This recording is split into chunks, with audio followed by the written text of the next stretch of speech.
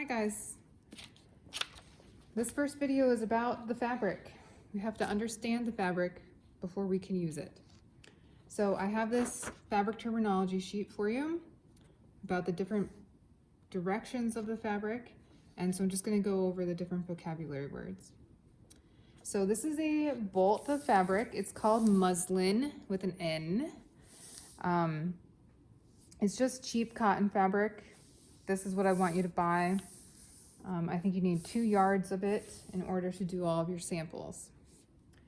So to get to know it, this is the selvage edge. This is the commercially finished edge. It's the strongest. You see that it's a nice crisp edge. This determines the straight of grain. The straight of grain is the strongest. You see I take this and go, it's nice and tight. If I go cross grain, which is the threads running this direction, it has a little bit of give to it. It doesn't have that same snap. And then if I go in a diagonal, this is called the bias, and it has a lot of stretch to it.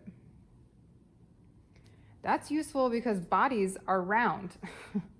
They are curved in different directions, and so we want the fabric to hang straight with gravity, but then also be able to stretch around our bodies.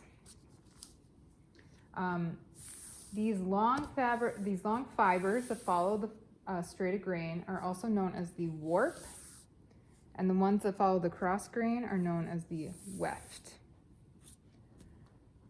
We talked about bias. If you're following our sheet, see selvage edge, the straight of grain or warp, the weft and cross grain, and then the bias. This little diagram has the fabric unfolded, so this opens the selvage edge on both edges.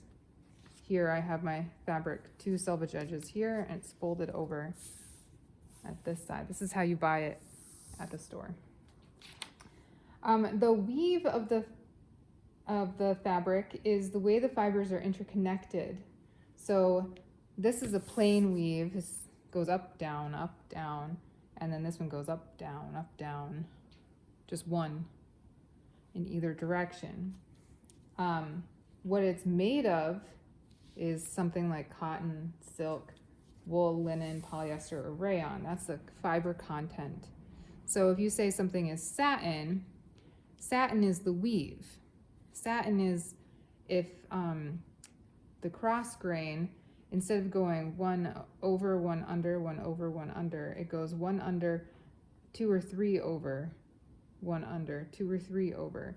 And it's those long ones that are sort of floating on top that give it that shiny finish. The color of the fabric is based on how it is dyed. This is just natural bleached muslin. Natural muslin is more the color of the paper. This is bleached, and then there's white muslin that is the color of paper. But this is the cheapest, most readily available muslin, so you can get this at Joann's or any online supplier that you want. Sometimes after it's been woven, then you can get a print kind of on top of the fabric.